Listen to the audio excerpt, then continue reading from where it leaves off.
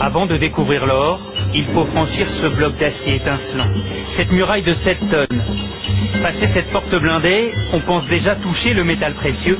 Non, c'est simplement l'antichambre. Il faut être patient et descendre encore à 26 mètres sous terre. Et devant nous, une seconde porte colossale. Seuls 5 agents de la Banque de France ont un accès permanent au coffre et donc les clés pour nous y emmener. Pour des raisons de sécurité, les gardiens du trésor ne doivent pas être reconnus. Ils travaillent à la souterraine. C'est cette chambre inaccessible où dort l'or de la France depuis 1920. Pendant 4 ans, 1000 ouvriers ont construit cette forteresse souterraine.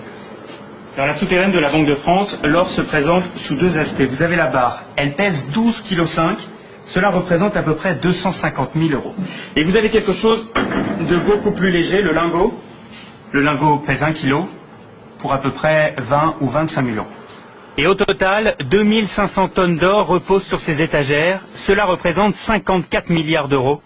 Depuis 5 ans, le stock a diminué.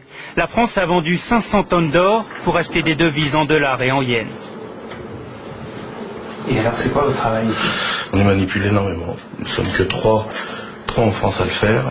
Et ça vous fait quoi de manipuler de l'or?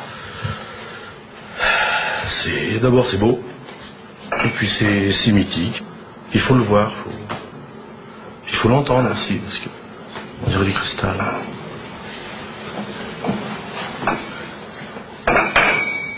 Vous voyez, c'est un son. Et tout cet or a bien failli être volé. Nous sommes en juin 40, les Allemands sont à Paris, 4 officiers nazis se présentent à la Banque de France et demandent qu'on ouvre les coffres. Oui, mais ils sont vides. L'or est déjà sur les routes. Il y a 2800 tonnes d'or à évacuer, ce qui est considérable. Vous avez donc de mémoire 400 ou 450 camions, parce qu'en plus il faut réquisitionner les camions, ils ne sont pas tous là, la plupart sont partis sur le front.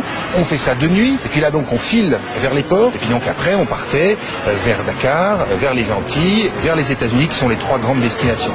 Seule une caisse de 50 kilos d'or est déclarée perdue. Elle est tombée dans le port de Brest, et certains disent qu'elle a été repêchée. Après la guerre, l'or retrouve son écrin. Aujourd'hui, avec ce stock de 2500 tonnes, la France est le 3e plus gros détenteur d'or au monde, derrière les États-Unis et l'Allemagne. Cet or, c'est la forme ultime de paiement dans le monde. Donc, ça fait partie de ce qui donne le crédit à la France, à l'économie française. C'est de la monnaie sous une autre forme que nous gardons précieusement contre tous les vols, toutes les tentations qui pourraient exister. Et comme vous l'avez vu, je peux vous garantir que c'est très très bien gardé.